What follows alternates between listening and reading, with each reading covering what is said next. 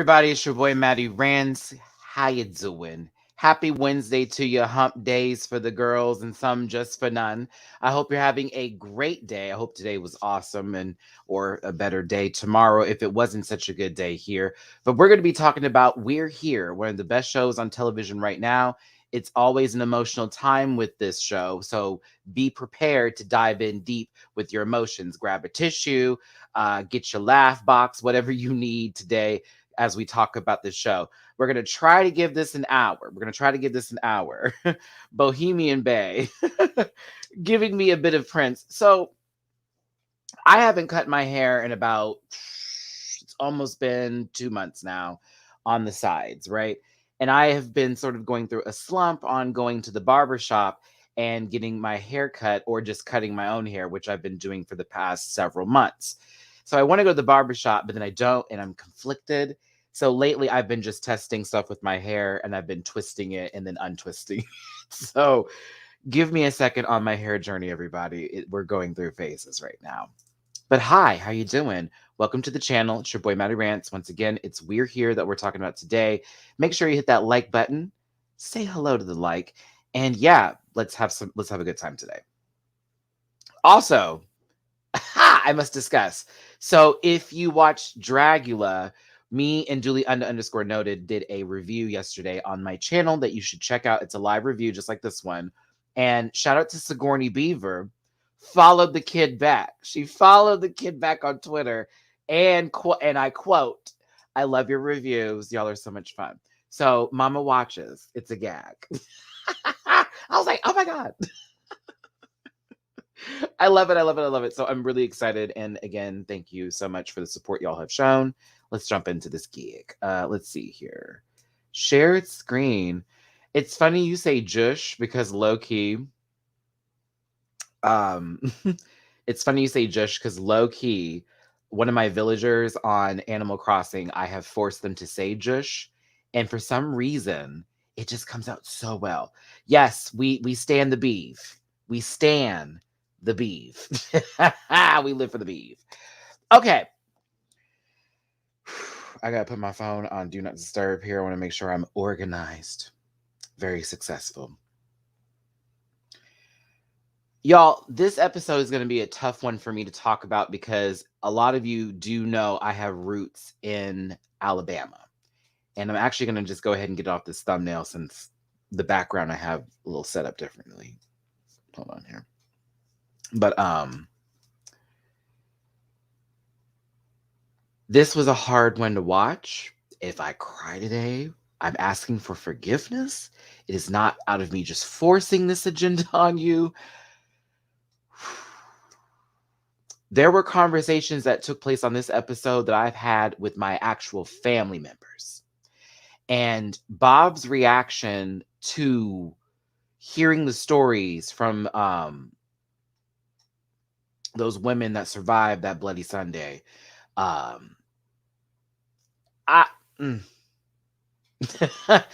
going to try my best. But there is a lot of history with this bridge. The person who it's named after was I believe, a general in the Confederate Army who ended up being the leader of the Ku Klux Klan. The Ku Klux Klan, y'all. This bridge that is named after this man. And there's a lot of history in Selma behind that bridge, as you know, with Martin Luther King and marching. There's history with my family in this bridge. Even also, it's like I keep on having to attach things. This was tough for me to watch. One of my ex-boyfriends is from Selma, deep Selma, like family raised, born all up in there, right? And he would tell me stuff that was talked about today on this program. I swear to God, I was sitting here like, this is too much. This is too much. Nakia and Tiffany with these questions here today. Now, I'm going to really give y'all you're going to know I'm from the South after this conversation because we're going to talk about why shit like this happens. Can't believe they kept the name. Why the hell is the name still up there? Then you don't think that they try to get that name down? Sis, let me tell you something. When I was still living in Alabama, and I think this is still a law there, they were voting to take out terminology and text that was from the original text of the I guess the book that was used in schools. This book they were using in schools, right? And the text had rhetoric towards slavery, black people, all derogatory, negative, racist, you name it. They had a vote for it, y'all. Would you like to know what the results were when I was in Birmingham, Alabama? Birmingham, for that matter. Not Selma, not Huntsville, not Montgomery, not Mobile, honey, not even Best. Birmingham. 92% said keep the original text. 92. 8% were like, take it out. All right. My family is from Birmingham and from Huntsville, Alabama. My roots are in Alabama. Okay. We live everywhere else now. Everybody's dispersed. But when I tell you, for me, this was a personal one to watch because I know this state very well. And I lived in Birmingham for a few years after my mother passed away. So as I go through this and I start my story time up, I'm just letting you know what's up. This is what the show does for me. When I watch this show, it brings out past. It brings out certain things that I've been holding on to that I haven't discussed yet, or maybe I haven't even gotten over. But this is what this show is. It's quite therapeutic to watch. We're here, and also to have these conversations be so deep. I'm proud of Bob, Shangela, and Eureka for the work they do on the show, especially with having to deal with these stories from everybody. I mean, they're aware, hey, we're about to travel around the world, small town America. We're going to meet with some folks and we're going to dive into some deep shit. But you never know until you meet the person and you have now seen the vessel that is holding the soul that is fighting to survive or fighting for self-worth. It is amazing. So shout out once again to the people behind We're Here. You know, I love the show. I'm always going to support it forever and ever. And if any way I could be a part I'm like, or what? Like, did someone send me a link so I can send an email, bitch? You hear me? Because I'm like, don't let get peas of cake come out here and let me start telling my story to these folks. Goddamn! But I love hearing all of these people's stories. I love hearing where they've got what they've gone through, and I can always relate to something. So, also, I'm mad at y'all for not telling me that somebody's name on here was going to be my mama's name. Because when I saw the name pop up in those letters, I like immediately got emotional and I was sobbing. And it wasn't even like my mom, but it was like once I saw her name, like boom, in letters, I said, oh my God, this is too much. And she's from Bama. Oh my God. It was like, Lord, help me. I was like, Lord, just please help me, Jesus. This is going to be too much. All right. So let's dive into this here. We're in Selma, Alabama. We already discussed what this bridge is, what it means, the history behind it. There has been blood shed on this bridge. There has been so much hate behind, in front of, around it. This is a lot. This city, this town is also a part of American history, and it forever will be. So we are already starting off in battlegrounds that have a lot of stake in where we are now in America with race relations, with people in general, and just how our attitudes are towards stuff, where we either progressing forward or we're trying to stay and keep things the way they are, because don't fix something if it's not broke. Okay. Um, I always do these differently than my other reviews. The girls are like, you're too mean. Okay, then come to a We're Here review. That's all I'm saying. Like, they always, you're mean in your other reviews. Oh, okay. Yeah, come to this one. You want to get a little deep. Joyce, this is what, I love Beyonce. When she said that shit, I was like, bam. I was born in Houston. My roots are in Alabama. And then I stayed in Alabama for quite some time. I'm gonna tell you why when we get through this here, but there's a reason why I went to Alabama. It's definitely not a place you go, well, I just want to live there. No one's doing that. I'm just being real. But there was reasons for why I went. Now, the opening song, Brittany, was Jill Scott. Hate on me down. It was that song. Don't if you hate on me. I forget what the name of that song is. Don't hate on me. I think that's just where it's at. I like me some Jill. That was one of my favorites. But it started off right. It gave us the feel on where we're trying to go, and it also set the tone for what's about to be in store here. Seeing Eureka in those shorts in Selma walking made me nervous for Eureka. And that's on God. That's on real. That's just being real. Knowing out there how what I was feeling in a bigger city like Birmingham compared to Selma. Selma with its high death rate, because child, they be shooting in Selma. Another thing that was brought up out here, and another thing I knew about. Selma is known to be a very dangerous city if you live in Alabama. It's definitely not somewhere where it's like, oh girl, you're gonna find some nice neighborhoods and this. Nope. It is known to be hot. She is known for that. And so when they were talking about this, Akilah, so we were talking about with her, you know what I'm saying? Baby.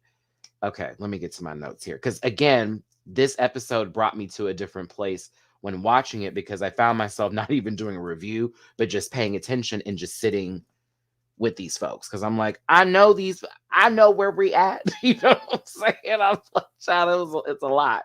I felt Bob too in this episode. I related to Bob a lot. Wow, my voice to text was playing this entire time. Okay. Akilah is our first person on our list in the Selma routine of We're Here, where we're introduced to a community of people who may not have a voice or who may have one and we just don't know about it, right? And Akilah is a dance instructor. She's been doing it for some time. Akilah transitioned about 3 to 4 years ago, but had always known that they were not who they were supposed to be. And now they are who they are and who they want to be and who they are supposed to be. And of course, there is love and light in that. But also, Akilah is a survivor of many circumstances and situations through going through that journey of transitioning, as well as being in a city like Selma, which I was gagged. Like, girl, again, I'm aware of where they're at, so I'm like, props to you, because I would be too nervous on a real note to be like that out there, and I know that from my ex's experience of talking about people who were out that lived in Selma. It's very DL community. When I was in Birmingham, I was half the dudes I was talking to were DL. Half, at least half. Ooh, don't let them find out I tried to do a video or something, y'all. That was before my YouTube days, but don't it wasn't gonna work out. Like, oh, you can't be like that in public. We gotta do this. Let's not go out, let's just eat food inside. Like, we would get takeout, all that kind of tea. So Akilah was just discussing to Bob about what goes down in Selma, being afraid and feeling like, okay, while she is living her full trans life right now, this woman is living her life. You feel what I'm saying? It's the let me tell y'all who I am part that may put her in danger. And that was discussed. It was dropped in points throughout this episode. And we get to a center where I believe it was the first one that started doing STI, STD testing out there. And the trans man that was there, beautiful soul too, was like, hey, if you need me to be there to protect you, I will be. A wonderful moment. I was like, whoo, I love to see my community be like that. Supportive. We got you. Stand up. But I like Akilah a lot. I could just feel her just full on, just oof, this, when someone's soul speaks to you through the camera lens, that's what it gives it. And it also showed a lot here with her boo Derek. I believe I got that right. I hope I got it right. But I was invested in the smiling. I was invested in the smiling. I really was. They smiled at each other so deeply, and I don't know if it was, I'm not going to even say producers like just cheese. No, they seem so happy. And then former DL brother, talked about a smidgen, a bit of his portion here, coming in and being more open with being with Akilah because he wants to be there for her in full versus how it's been for her in the past.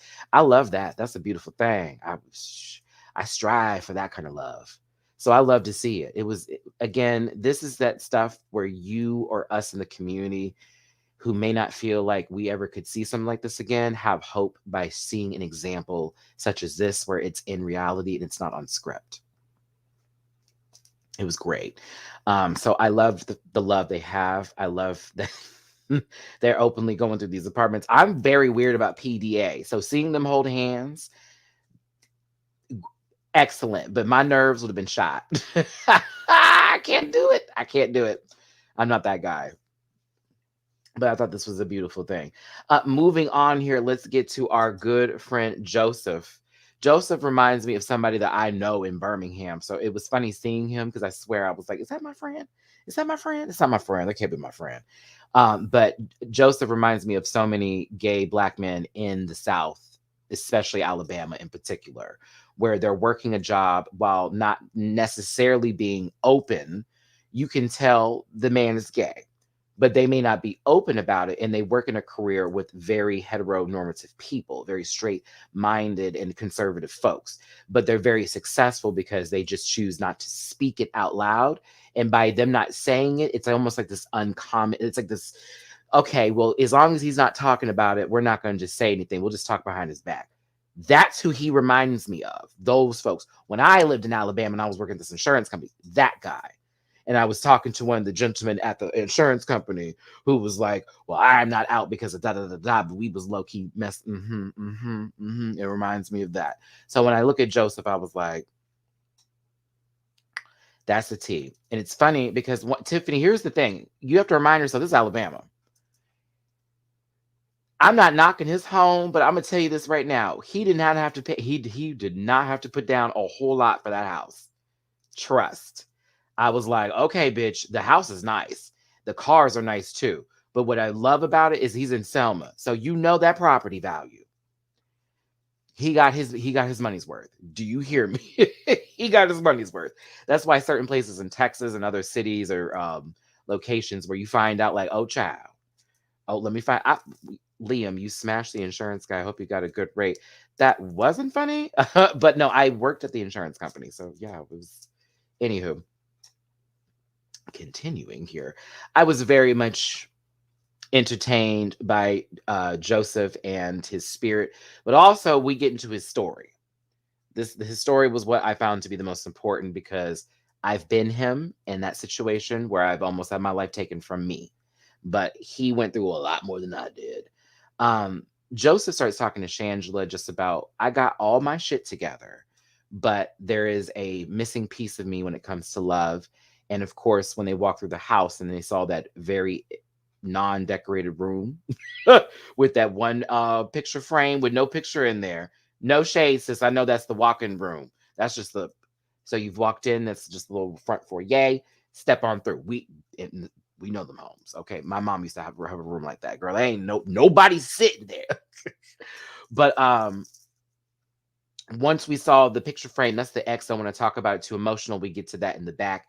And Joseph gets very open about this DL man that he was seeing, where it was only how the DL man wanted the relationship to be. But for Joseph, they want something more open and something more real and honest. Unfortunately for Joseph, the man was also a little loose, and certain DL men have these issues where they feel they're about to be outed and their world's about to crumble and all that kind of gas. Been there, done that. Been there, done that. Um, Apparently, the man said to Joseph, "If I can't have you, no one will." Had a gun, 9 millimeter, put up to him, pulled the trigger. Joseph had pulled up his arm just in time, and they showed the scar of the bullet basically just all the way through.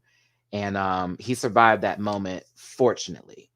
Not a lot of men, gay men in particular, trans women as well, especially trans women. I really should say that, especially trans women, don't get to survive those moments between people like that who, unfortunately, are going through a lot and take the idea of the thing that they want to have as an item that can be dispensed versus seeing that's a real individual and human being who is expressing love back while you're being selfish and not taking care of whatever you got going on over there.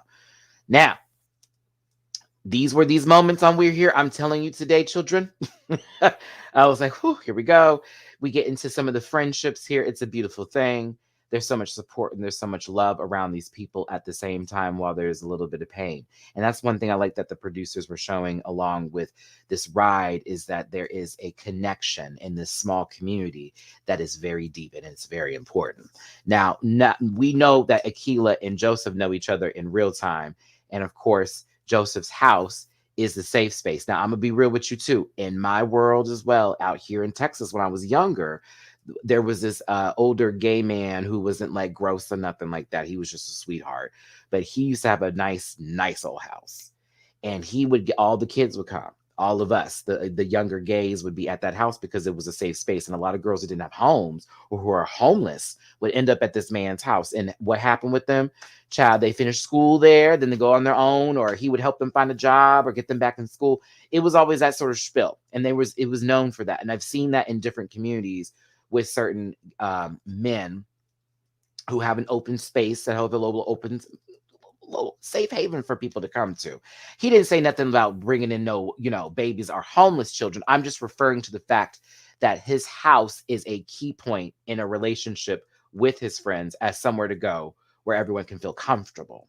And everyone has homes like that. Remind yourselves, for the girls out there could be someone's apartment that you can go to that doesn't occupy anybody that doesn't know your tea, where you can be yourself. We've been there. Okay, get me back to high school. I had a friend's house that was all the way in downtown Houston I would go to where I could actually be myself. Nowhere else I could be but there. So again, great to see this relationship. Beautiful moment. Loved, like, there is a lot of light and there was a lot of like heart in this episode. I really did care for. We gonna get to the dark part, because when we get to the survivors, whew, honey, that was a lot for me. But here come good old Deborah, baby. Once I saw the name, I just got emotional. Deborah is a strong woman. Deborah is a mother, a grandmother, a matriarch of her family. She's taking care of all the people, a part of her family, and she seems like a real sweetheart. I love when she brought out all her wigs. She was like, "Baby, I got this one for this and this one for that." I was here for it. Unfortunately, her granddaughter was slain and murdered, and it's been something that has sort of weighed down on them a bit, especially her grandson, who was a part of this venture with her. They're very close and connected, but she's kept a strong heart and had to keep her family together through all of that. The granddaughter was a lesbian. She was a part of the community, and she's expressing that she's always been down for her babies. You know what I'm saying? Love is love, and I don't care who you are. So Deb.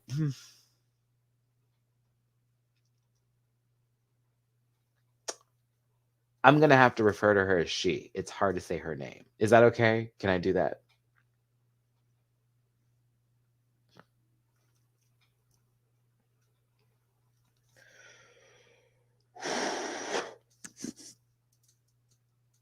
It's hard. I can't say that name like that. Okay. Moving forward. Sorry. Yeah, can't say it. Without. All right. So she is amazing. And of course, they're going through their grieving process right now. And Eureka is a part of this venture and is there to help them celebrate Kiara, who lost their life, and help bring her up and lift up her spirits, as well as bring the grandson along to, be right there with his grandmother. So that was special, and that will continue forward, and we'll continue talking about that here. I know I shouldn't be sorry. I just, something I'm going to be discussing, because I recently signed up for therapy and I want to be able to like get some things out. I'm growing, I'm getting older. I don't want to carry shit with me through life, and I want to be able to discuss the things that really affect me. But that's one of the things I would like to talk about and get off my chest, is that I don't know. So when I hear my mom's name, I just lose it. And I want to get to a place where I don't break down every time. But of course, just in general, for my own mental health, especially after this last scare I had, I would like to be in a much stronger atmosphere and place in life. So I'm doing that for me. You know what I'm saying? Yeah. All right. So continuing forward here, in shows like these, like We're Here, would like drive me down this road into wanting to get here, right? Okay. We got to breathe through this part here. I may start crying again. Okay. I'm sorry. By the River Center,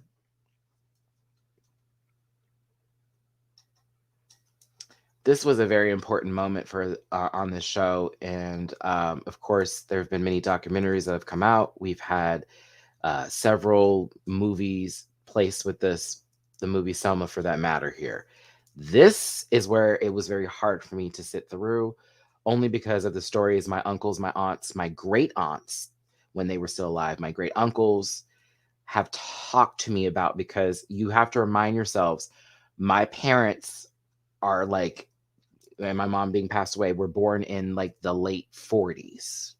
Okay. So this is their time frame for most of my family. This is like the time frame. And they lived in Alabama, and they were going through Selma on certain occasions.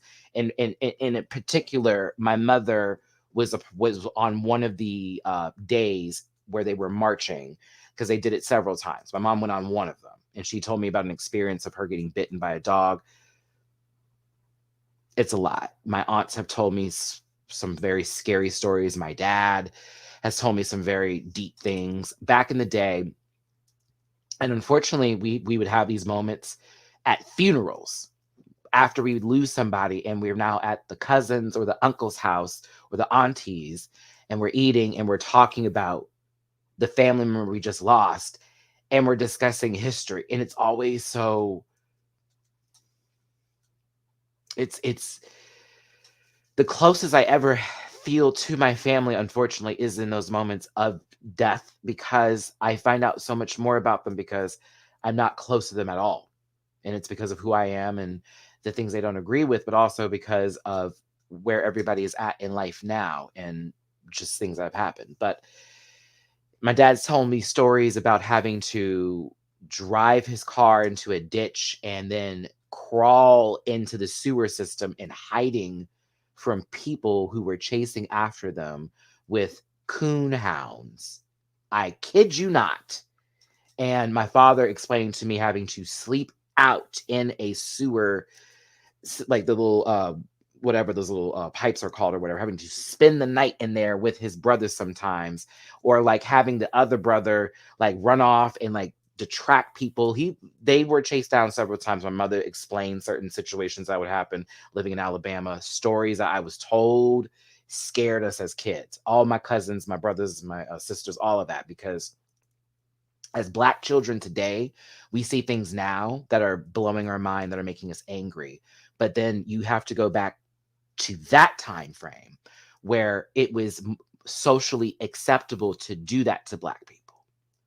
Now it's more so unacceptable, but unfortunately, there are people who are still stuck in that brainwave. But back then, it was people would turn away from shit like that and allow those things to happen to you, or be there and present in those moments. And it was small movements like what happened in Selma that became huge movements, that became explosions that started to change a nation.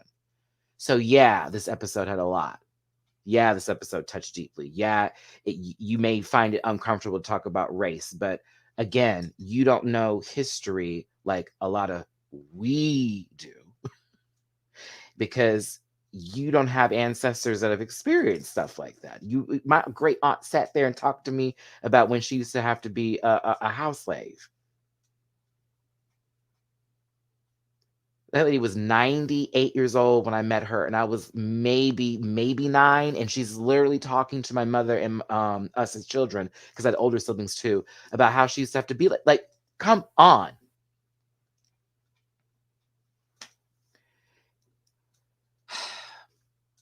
When they sat down and started having conversations about the march, and again, I'm not trying to, I apologize for telling a little bit of my story in here with this, but this is how I relate to the show, and I'm not trying to make this about me. This is definitely about the show, okay?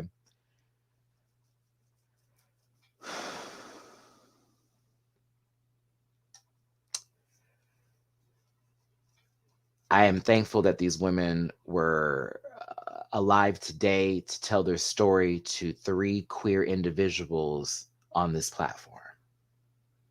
Okay. That all identify completely differently. And when the discussions were had about, being that close and, around that area, it's interesting because there there's more to this. Ashley, I'll tell y'all more stuff, but we'll wait until I get to a bigger platform where I'm not just issuing out real shit, you know, for just nothing here, and not in terms of money, but in terms of reaching the audience. Because my mama had a story, many stories she would tell me, but those things I want to share later, and other things too. But it's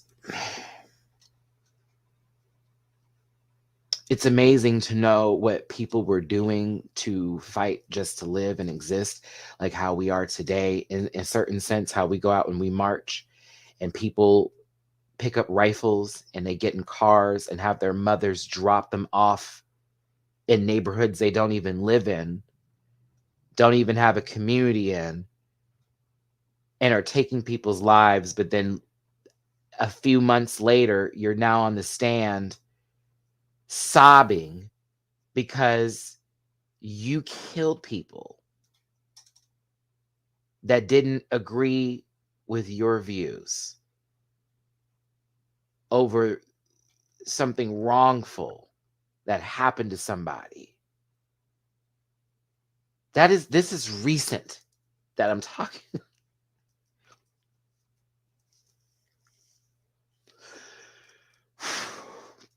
And so we're having these conversations with these women about being hosed down, chased down.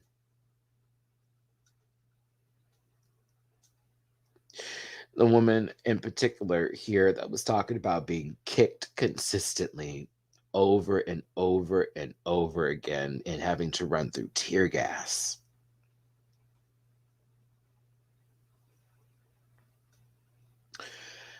The hardest part of college for me was going through African American studies, because it was the most emotional almost every time I was in that room, hearing about my ancestors and what they went through.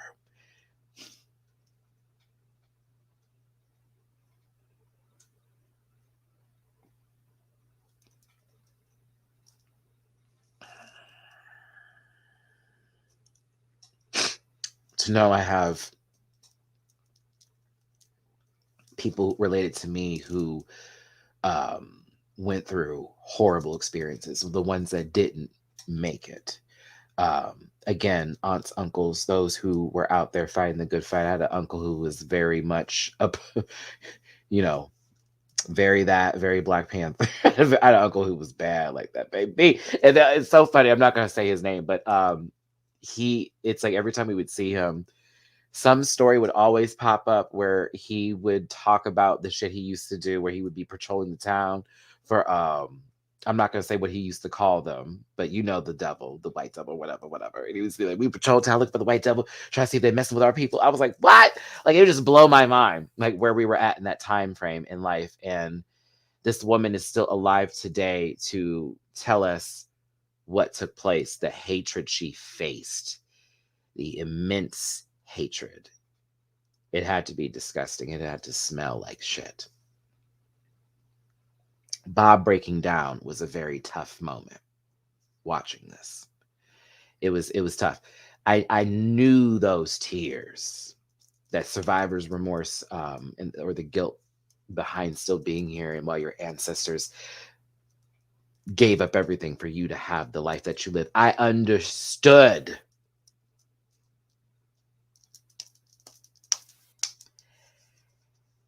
Sebastian, don't get me started. Don't get me started.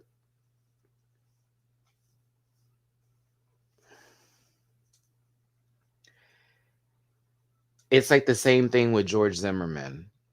That man literally killed a little boy, got to walk away with it, was proud of it, rubbed it in our faces, continued to do bad things, show that they didn't have any self worth, and because of who they were and who their father was. This situation here, he's just a boy. He's so young. He's white. Look at him. Look at him up there losing it.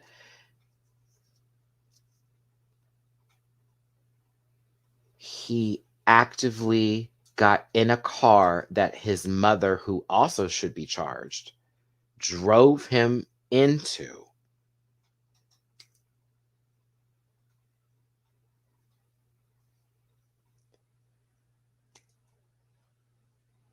And you say, don't talk about race with me. You say, stop bringing up black this. Matty doesn't like the white queens. It's always this, that, and the other. And you say to me that I can't feel some kind of way, that racism doesn't exist, that you don't see color. You say to me these things. And in reality, we wouldn't be talking about it if it actually didn't matter. That's the part people miss. We wouldn't be talking about it if it didn't matter. But guess what, Sue? Guess what, Karen? Guess what, Phil, Tom, Tim, Dick, and Harry? It still matters. We all can change it. But guess what?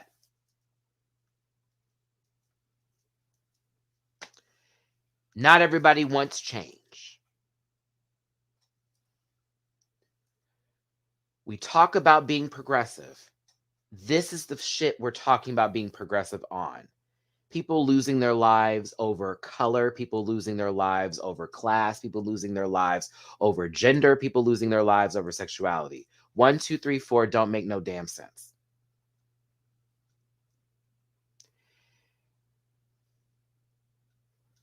But you ask us to live in this world, to pay taxes, to put blood, sweat, and tears into our life to barely make it, if we can, or if we are making it and then some, to go through the eternal struggle to keep it that way.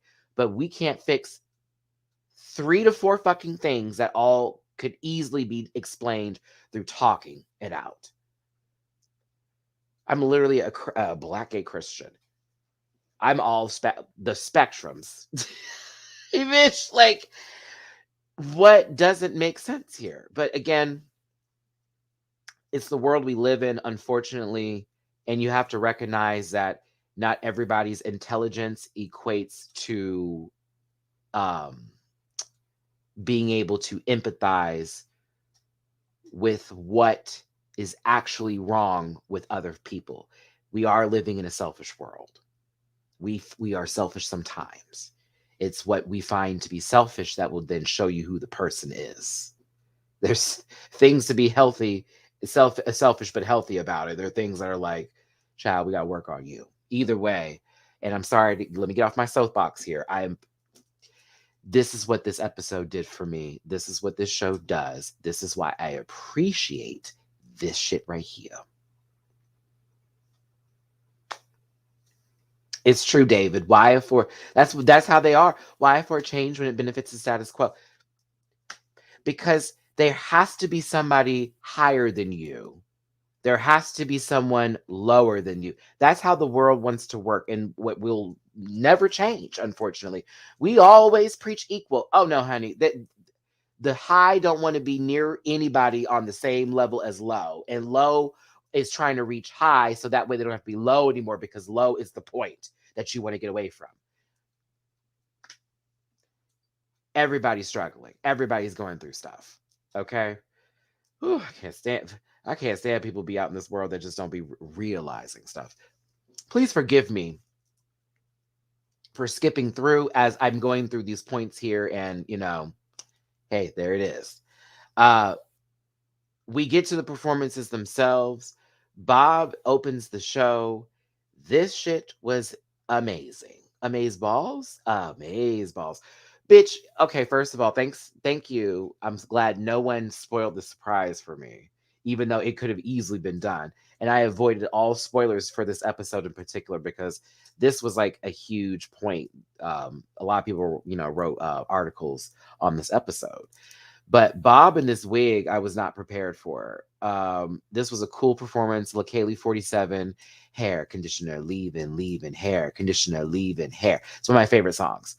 I love Lakaylee 47. One of my favorite female MC rap artists. She's fucking amazing. This was very cool. All of a sudden, Bob falls and like stops the music, and everyone's like, "What the hell's going on here?" Like, wait, stop the tape. And the wig gets up, and it's Bob's niece that was her wig that was sitting on top of her head, just holding on to make it look like it was hair. That was amazing.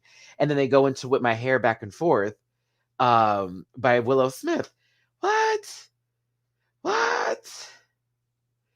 What? That's amazing. That's fucking, it was really, that, now that was top tier. That was top tier, Bob. That was top. Kudos. Kudos. Broad Wars missing cast member. Yes, that's for Bob being the Wookiee with the hair. Absolutely. Absolutely. Now, we get on over to Eureka, Deborah, and her grandson, and this beautiful performance they gave today. Very emotional. They had Kiara's name on this post, this board, and they were showing and basically giving an homage, and they were singing to their grandbaby and their sister. This was beautiful. I got emotional watching this. I've lost family members, and it's I can't imagine losing my sister, Lord Jesus. So uh he's got my heart, because that's a lot. And I already know grandmama losing her baby, it's a lot. This was emotional, but it was a beautiful scene. I'll tell you this though, grandson, let me tell you right now, when your grandmother wasn't giving, you were giving. When your grandmama was sitting there and she was chilling, because she was emoting, but you could tell it was emotional. She's on stage. That grandson went, yeah, yeah, yeah. I said, oh. I had to giggle. I said, oh yes, bitch, you better be feeling it. She was doing all the extras for grandmama. I loved it.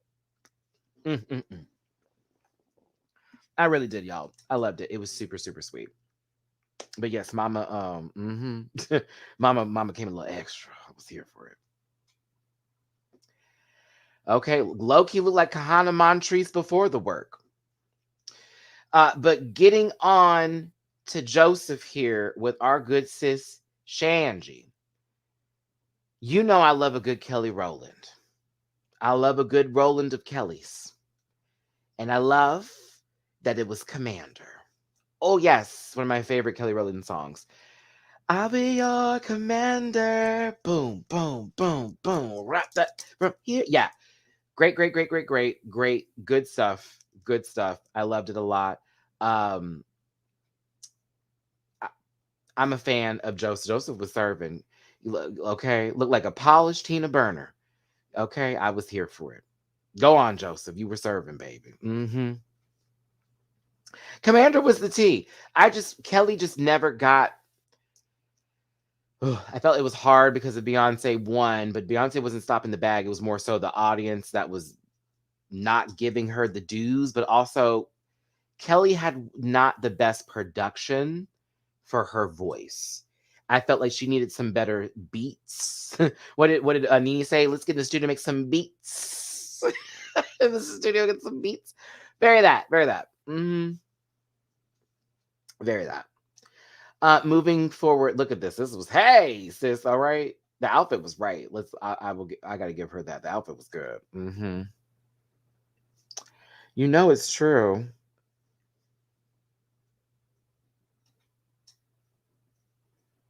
Oh, how long was the picture, Maddie?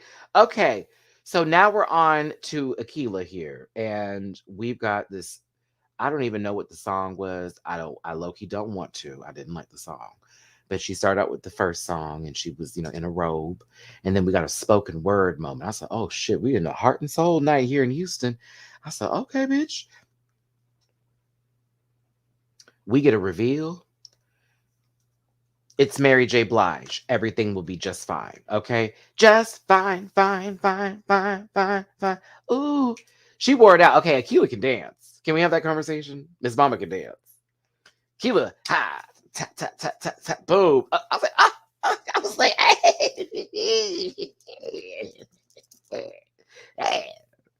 I loved it. I think that's the first time I've seen someone get up there and just cut the fuck up. Like, like Bob didn't even have to show up for Akilah. Do you feel what I'm saying? It was like, oh man, she could have just done the show.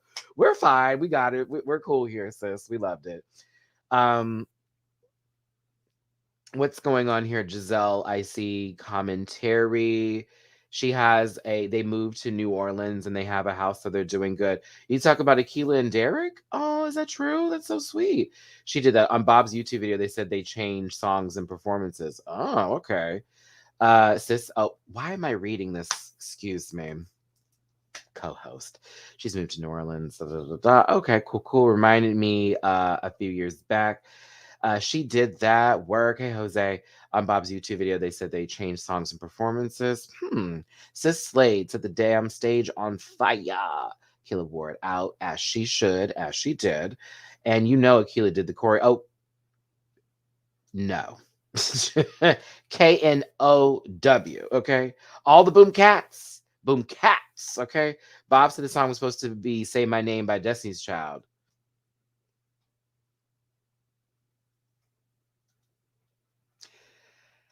Just fine, fine, fine, fine. Say my name, say my name. When no one else around you. Say, babe. Matthew Knowles has that song, so B don't own that. So yeah, that'd be a free one. Yeah, he need the money. Interesting. Either way, the performances were great. I felt everybody's energy. Akilah crying at the end, and saying thanks to Bob, and Bob just really giving all that love to the history of Selma and the people who are still there, that have stayed in Selma through the years, even with all that mess, even with all of the violence that's happening there now, and everything that is going on with that city. The amount of history, the pivotal point of where we're at in the civil rights movement with that city, that town, that home. It's important. It's important. And this episode was real. I really did like it. I had a tough time getting through parts. Of course, you know me, I'm an emotional person. I know this is a little dark, but of course, that's Bob running after his, excuse me, their niece, who was their wig. Oof. But it was a good episode, and I loved it. I really did. Sorry, I'm trying to end this without going back into a tearful moment. I've low key cried twice this episode with y'all, but this made me think of my family. This made me think of where I came from. Made me think of my mother.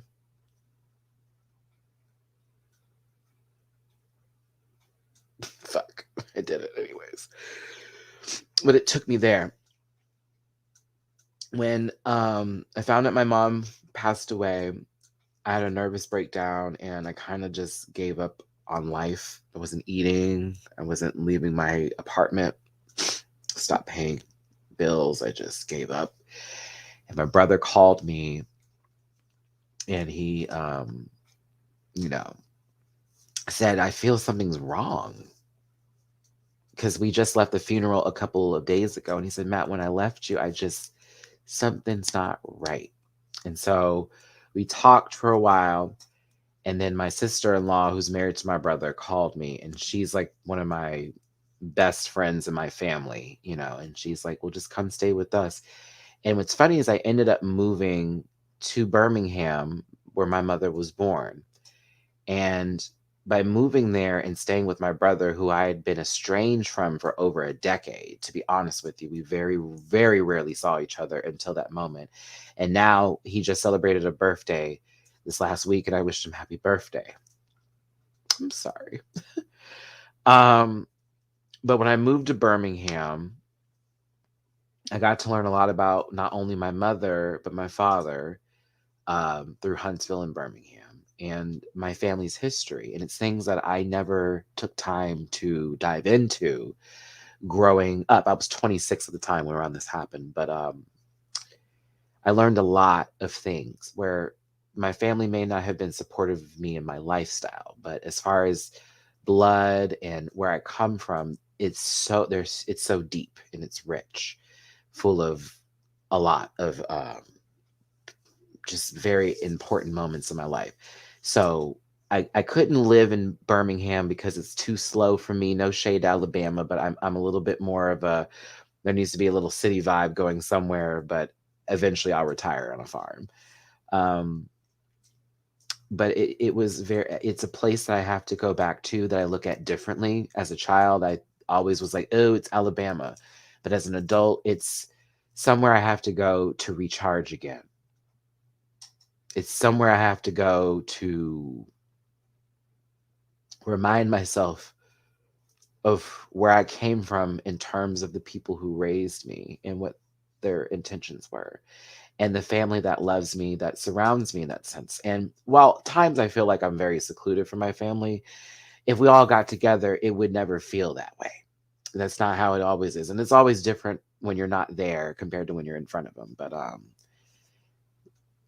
that's why I went to Birmingham. Remember when I went to film for the reunion show with Jamar, and I went to Birmingham, and I got emotional talking to my brother when I was up there, because it felt like after a few years, I needed that time to go. I needed to refresh and pick back up a few things. But you know, we all have our own lives. We all have our own history with our family. We all have things that we face, whether Black, white, Latino, Asian, all of those things, trans, non binary, queer, bi, straight, all of it. Okay. And I talk about people on Drag Race and I do my little whoopsie whoop whoop whoop. But what you're getting with me right now is very Matthew, out of Matty. You know, I drag the girls, but I am never coming for them personally, because I have too much love in my heart, and I have too much that I care about to want to wish harm on someone, even people that look and act like Boosie. I pray for him before I would want anything bad to happen for him. Honestly, I'll drag a bitch, but at the end of the day, I'll be on my knees hoping that baby gets home on time and that they can figure out what the fuck is wrong with them.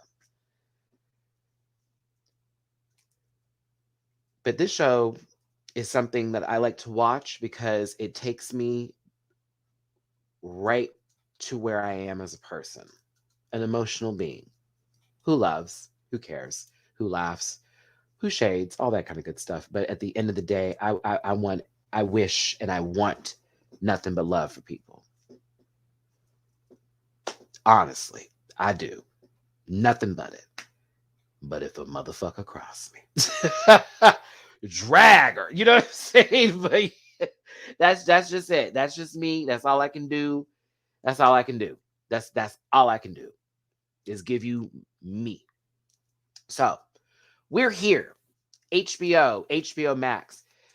We need to tweet about this show just like we did with Pose. We need to continue talking about it, hashtagging it. Make sure HBO understands this is that queer programming that we need, that's necessary, that takes us outside of a reality show platform that is there for competition, where it's got to be catty, it's got to be shady. No, no, no, no, no. Keep me in reality too. Keep me in reality. These people live in real lives here, just surviving, just trying to make it like we are, who want to live. And I myself feel that way sometimes too, where I don't feel like I'm living that full extension of me. And so when I see this show and I see Bob and Shangela and Eureka work with the people, I'm almost jealous, but a little bit jealous. Yeah, totally.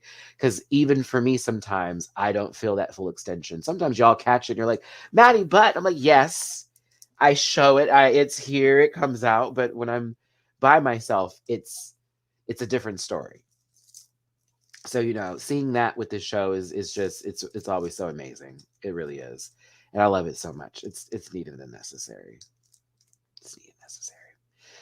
All right, everybody, that's it for me with this review today. I said an hour and I meant it. I love it. Sorry. I was like, oh no, not the zoom in after I've been like giving the booze and the who's here today. But everyone, I thank you so very much for tuning in and supporting me. Please hit that thumbs up button. That engagement is really important for my channel, as well as you getting in the comment section, whether it's a video that you watch all the time or if it's some sort of video that you may not even watch like that, 'cause it's not your show. Your engagement is super important in keeping my channel afloat in this platform above and showing the girls how successful I am because you're my rant pack. And of course, that shows how successful I am by the people who show me the love the most, which is y'all. And I appreciate you more than you'll ever know. Trust me, you just don't know. I've gotten on my knees and thank God for y'all often. Get that straight. Yes, Artemis is here. Artemis is here. When I get an actual cat, a real cat will be walking behind me. Named Artemis. All right, y'all. I'm going to get back to my evening. I'm going to try to see if I can run to this Walgreens and get some contact solution since I totally forgot to get it this morning and I said I didn't want to drive at night. But here we are. And then I'm going to try to get some food while I'm out in the process. Please wish me luck and a safe journey while I'm out there. I wish you a safe journey on wherever you're traveling, whether it's to the bed, whether it's to work, whether it's to the doctor's office or to the Walmart. I don't know. I wish you safe travels. I wish you nothing but love. See, these are positive videos. The girls will never know. Love you too, William. And I thank you again for tuning in.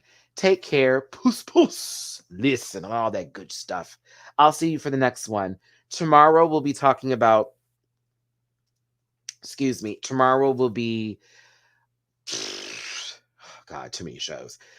UK Drag Race. Friday will be Canada's Drag Race. The Saturday will be Chucky. I'm still doing Chucky. I didn't forget. I need time because I'm going to do a little clip show bit where I talk about old movies going into the series. So yeah. All right. Take care. Puss puss. I got to stop doing that. Bye, y'all. Listen. Yeah.